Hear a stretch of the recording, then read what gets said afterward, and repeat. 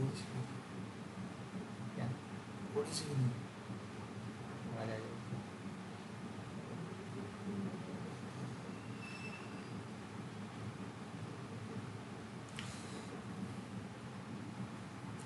Hello everyone, सो आज हमारे CSS का डे 2 है। CSS के डे 2 में हम देखेंगे कि CSS सिलेक्टर्स क्या होते हैं। इससे प्रीवियस वीडियो में हमने देखा था कि what is CSS, why CSS is used and types of CSS। ठीक है, हमने टोटल 3 टाइप की CSS देखी थी, इंटरनल CSS, इनलाइन CSS और एक्सटर्नल CSS। अब हम देखेंगे सिलेक्टर्स। सिलेक्टर होते क्या हैं, सबसे पहले देखते हैं। तो हम क्या करते हैं, लिखते हैं what is selector.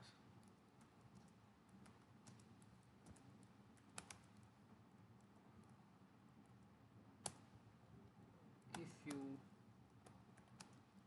Want to select any element in web page, you should use selectors. And if you want to apply CSS properties on HTML element, then you have to use selectors. तो CSS में selector का syntax कैसा होता है हम वो देख लेते हैं। तो अगर आपको यूज़ करना है सिलेक्टर को, तो सबसे पहले आपको देना पड़ेगा सिलेक्टर का नाम, ये सिलेक्टर। ठीक है, और वो सिलेक्टर कुछ भी हो सकता है। देन उसके बाद आपको यूज़ करना पड़ेगा ओपनिंग कर्ली ब्रेसेस। देन फिर आएगा आपका प्रॉपर्टी का नाम और प्रॉपर्टी की वैल्यू इन सेमीकोलन। ठीक है,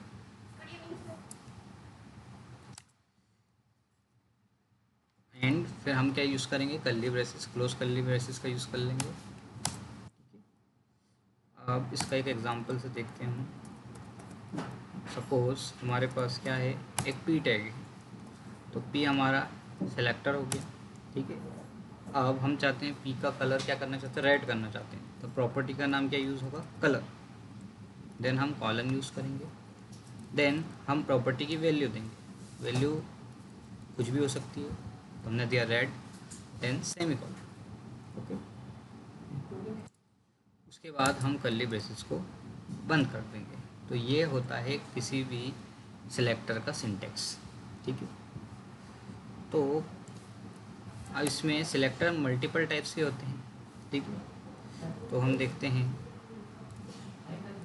टाइप्स ऑफ सिलेक्टर।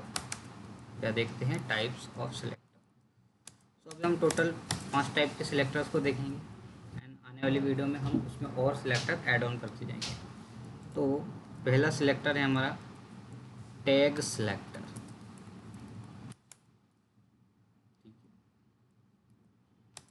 दूसरा हमारा है क्लास सिलेक्टर।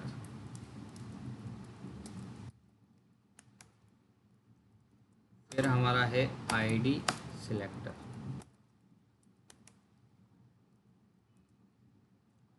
फिर हमारा है यूनिवर्सल सिलेक्टर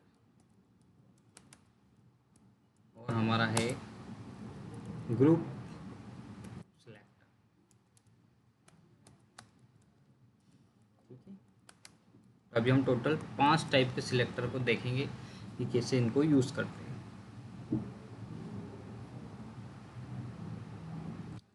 तो अभी हम क्या करते हैं, हम हमारे डे 2 वाले उसमें जाते हैं HTML फाइल के अंदर और यहाँ एमिट एब्रीविएशन का यूज़ करते हैं, शिफ्ट प्लस एक्सक्लेमेशन मार्क। जैसे हम इंटर करेंगे तो हमारे को बेसिक कोड क्या हो जाएगा, जनरेट होता जाएगा। ठीक है, पे लिख देते हैं CSS selector.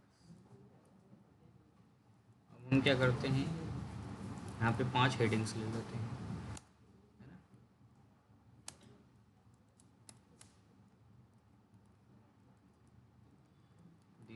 This is heading 1।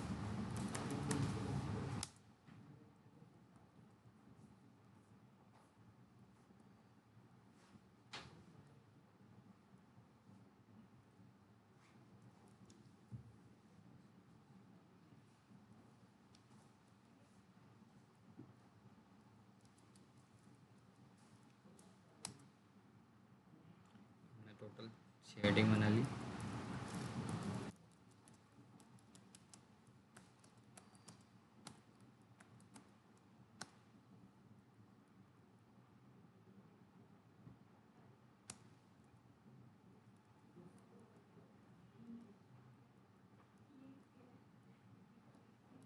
ठीक है, तो अभी हमने क्या बना ली, टोटल 6 हेडिंग्स बना ली। अभी हम इनको लाइव प्रीव्यू कर देते हैं, शो प्रीव्यू, तो आपको आउटपुट दिख रहा होगा।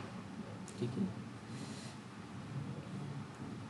अब फिलहाल के लिए हम किसका यूज़ करेंगे, इंटरनल CSS का यूज़ करेंगे। यहाँ पे हम कमेंट दे देते हैं इंटरनल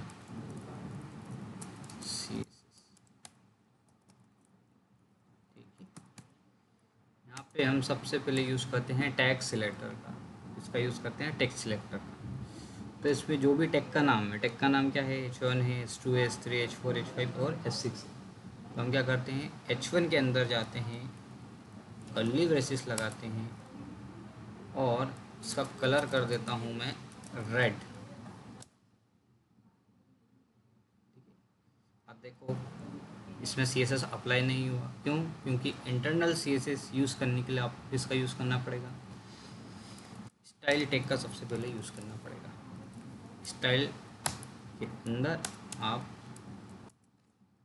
अब लिख सकते हैं। अब आप देखोगे ऑटोमेटिक कलर क्या हो चुका है, अप्लाई हो चुका है। ठीक है, तो ये 2 हेडिंग्स पर अप्लाई क्यों हुआ ये कलर, क्योंकि हमने H1 सेलेक्ट करा, है ना। H1 हमारे पास 2 थे, इसलिए 2 जगह यूज़ हुआ। आप चाहो तो H2 का भी यूज़ कर सकते हो, है ना, तो उसका कलर ग्रीन कर दो। देखो H2 पे भी कलर अप्लाई हो जाएगा। तो ये होता है टेक्स्ट सिलेक्टर। टेक्स्ट सिलेक्टर में जो भी टेक्स्ट का नाम है वो आप सिंपली दे दो, और जो भी प्रॉपर्टी है, मान लो आपको बैकग्राउंड कलर भी ऐड करना है, बैकग्राउंड कलर आपने दे दिया, तो ये जो हेडिंग 2 है उसका बैकग्राउंड कलर ब्लैक हो चुका है, उसका कलर ग्रीन हो चुका है। ठीक है, अब हम क्या देखते हैं, अब हम देखते हैं class selector. So class is another type of selector which is used in HTML elements। so अलग अलग या डिफरेंट डिफरेंट या ग्रुप ऑफ एलिमेंट पे हम सेम CSS क्या कर सकते हैं, अप्लाई कर सकते हैं। ठीक है, मैं चाहता हूँ कि हेडिंग 3 और हेडिंग 4 और हेडिंग 5 और हेडिंग 6 चारों पे सेम कलर अप्लाई हो जाए, येलो।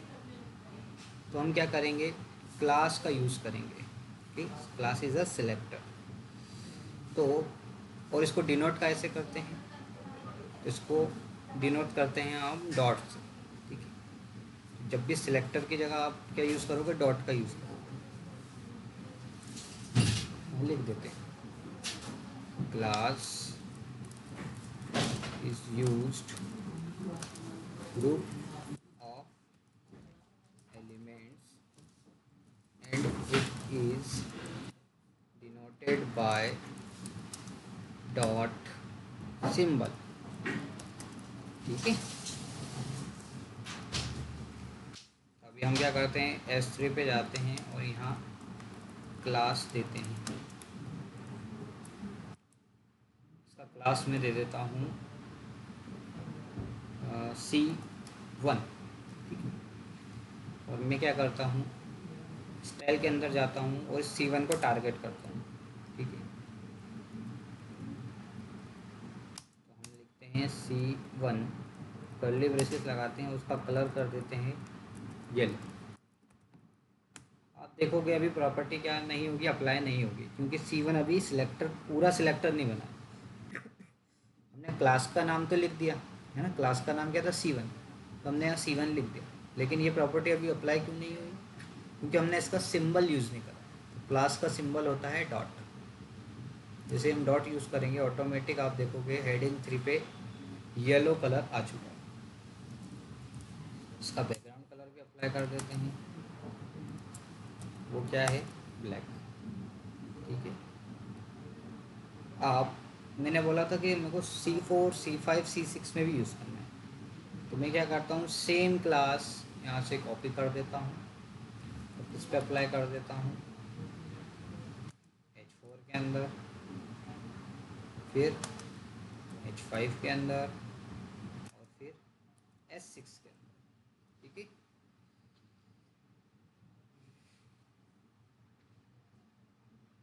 ठीक है, तो ये सब क्या है, हमारे सिलेक्टर्स हैं। यहाँ पे पैराग्राफ के अंदर लिख देता हूँ सिलेक्टर्स, ठीक।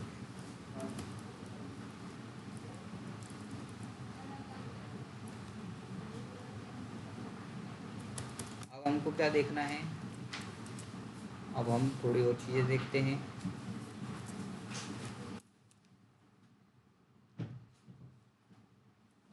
छः से रहेगी अपनी क्लास, ठीक है। आया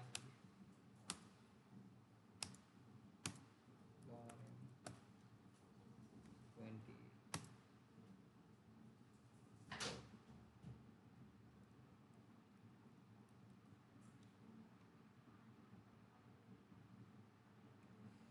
तो अब मैं क्या करता हूँ, ये मैंने पैराग्राफ बना लिया, मैं 3 पैराग्राफ यहाँ पे कॉपी पेस्ट मार देता हूँ, ठीक। ये मेरे 3 पैराग्राफ है। अब मैं यूज़ करूँगा किसका, आईडी का। आईडी भी क्या है, ID is a selector and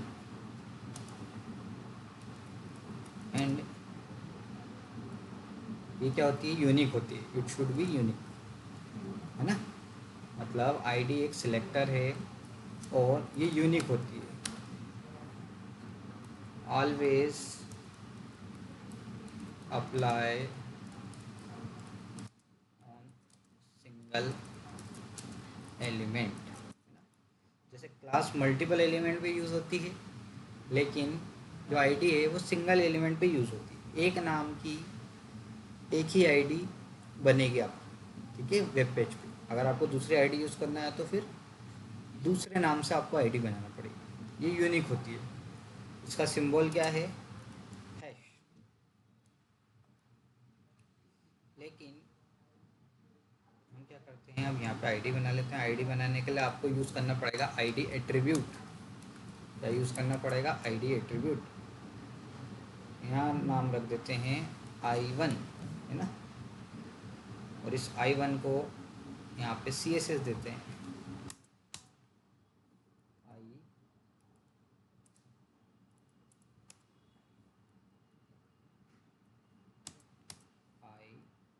I1, ठीक। इसका कलर मैं कर देता हूँ ब्लू,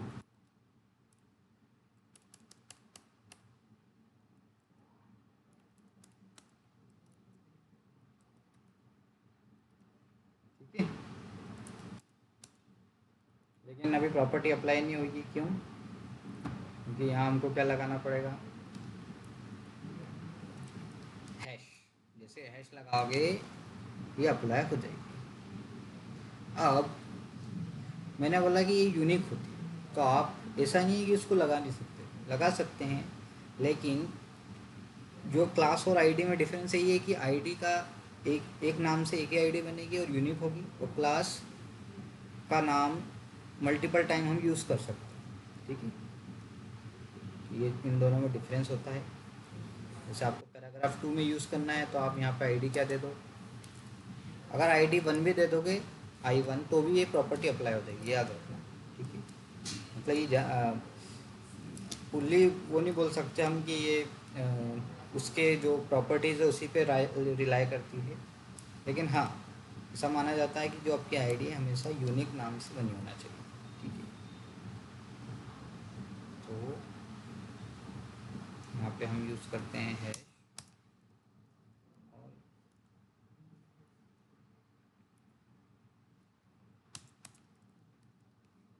I2 और यहाँ पे इसका कलर ग्रीन दे देते हैं। ठीक है,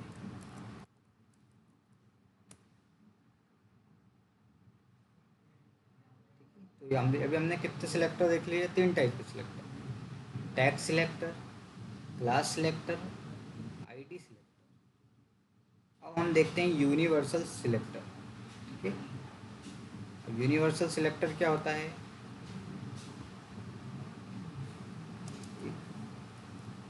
it apply on full body, है ना, पूरी बॉडी पर अप्लाई होता है। इसकी जो भी प्रॉपर्टीज है CSS की वो पूरी बॉडी पर अप्लाई होती है।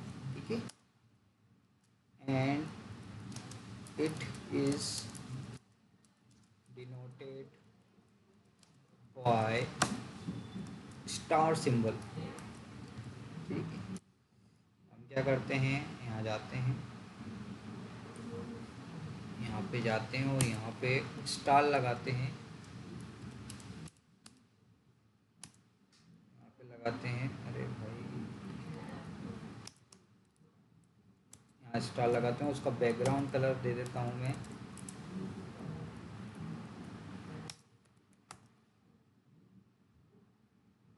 ब्लैक। तो आप देखोगे पूरा पेज हो जाएगा ब्लैक, है ना, पूरा पेज क्या हो चुका है, ब्लैक। मतलब ये पूरी बॉडी पे अप्लाई होता है। अगर मैं इसको गो लाइव करूँ तो आप देखोगे इसकी प्रॉपर्टी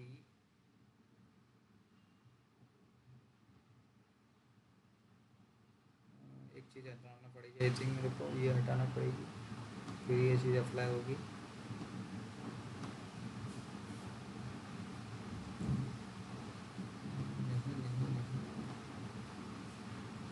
लॉस्ट कनेक्शन बता रहा है, चलो कोई बात नहीं, अभी कनेक्शन नहीं है। अभी हम क्या करते हैं, शो प्रीव्यू में देखते हैं तो पूरी बॉडी पे क्या हो गया, बैकग्राउंड कलर ब्लैक। और अगर हम कलर वाइट दे दे तो आप देखोगे जिस जिस एलिमेंट पे प्रॉपर्टी अप्लाई नहीं है वो बाय डिफ़ॉल्ट प्रॉपर्टी क्या ले लेगी, वो जैसे पी है, पी पे मैंने कोई CSS नहीं लगाया तो उसने बाय डिफ़ॉल्ट जो उसकी बॉडी की CSS थी वो ले ली, मतलब इसका कलर उसने क्या कर दिया, वाइट कर दिया। उसी प्रकार अगर मैं H1 का यहाँ पूरा क्या कर दूँ, कमेंट कर दूँ तो देखो वाइट हो जाएगा। S2 का कर दूँ वो भी वाइट हो जाएगा, है ना। क्लास का कर दूँ कमेंट तो बाय डिफ़ॉल्ट CSS उसमें अप्लाई हो जाएगी जो यूनिवर्सल सिंबल के अंदर यूज़ हुई है ना। ऐसी कहानी होती है यूनिवर्सल सिलेक्टर। ठीक है, एक एलिमेंट और होता है, एक सिलेक्टर और होता है जो कि कौन सा है, ग्रुप सिलेक्टर। अब इसमें आप कॉमा का यूज़ करते हो। आपको क्या, if you want same CSS on different element, then you have to use group selector। ये अपन ने कल वैसे देखा भी था फर्स्ट क्लास में, है ना। हम क्या करते हैं,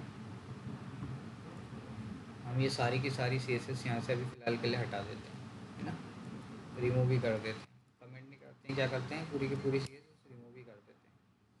ठीक है, अब मेरे को ग्रुप सिलेक्टर में क्या चाहता हूँ, ये जो जहाँ मेरा हेडिंग 1 लिखा है उस पर CSS अप्लाई हो, हेडिंग 2 पर अप्लाई हो, है ना, और पैराग्राफ 1 पे हो और पैराग्राफ 3 पे हो। तो मैं क्या करता हूँ,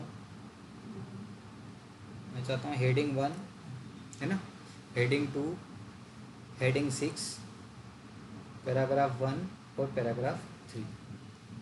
सबसे पहले मैं हेडिंग 1 को चूज़ कर लेता हूँ। मैं यूज़ करता हूँ H1 और उसका कलर दे देता हूँ ऑरेंज रेड। ठीक है, ये दोनों पे अप्लाई हो गया। तो अब हम क्या करेंगे, यहाँ पे आईडी का यूज़ करते हैं। आईडी दे देते हैं इसकी हेड 1 है ना। और अब आपने आईडी दे दी है, तो आप सिंपली यहाँ क्या दे दो, हैश हेड 1। ठीक है, तो ये अप्लाई हो गई।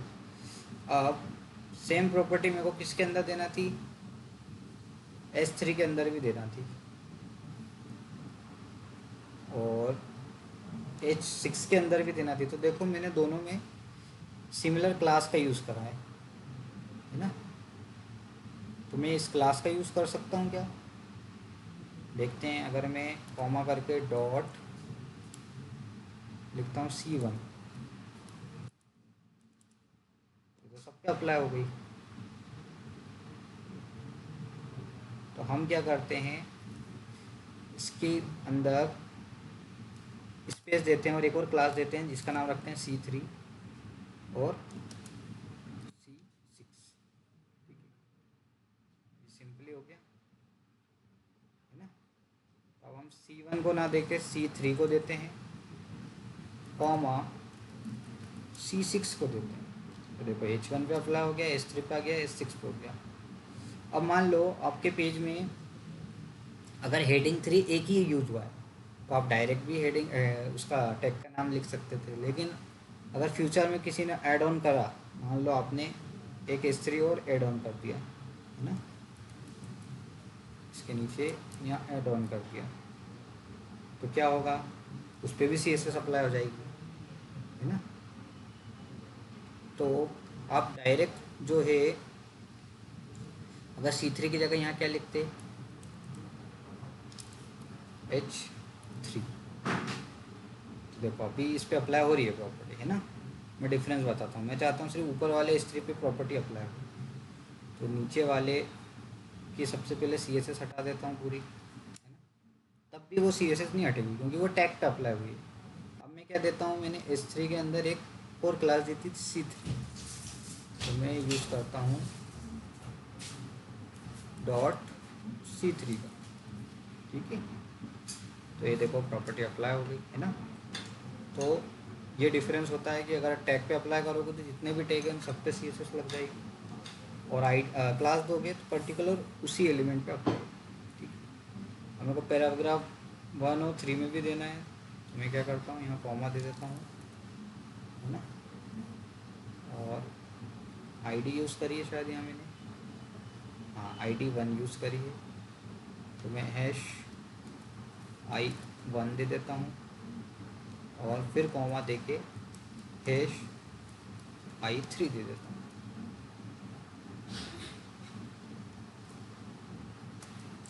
ID में दे देता हूँ I3, ये हो गई अप्लाई। तो ये सारे क्या होते हैं, सिलेक्टर्स होते हैं। ठीक है, अभी हमने टोटल 5 टाइप के सिलेक्टर देखे। कौन कौन से हमने देखे, text selector, class selector, ID selector, universal selector और ग्रुप सिलेक्टर। ठीक है, तो आज की क्लास में इतना ही रखते हैं, फिर हम आने वाली क्लास में और देखेंगे टॉपिक्स। ठीक है।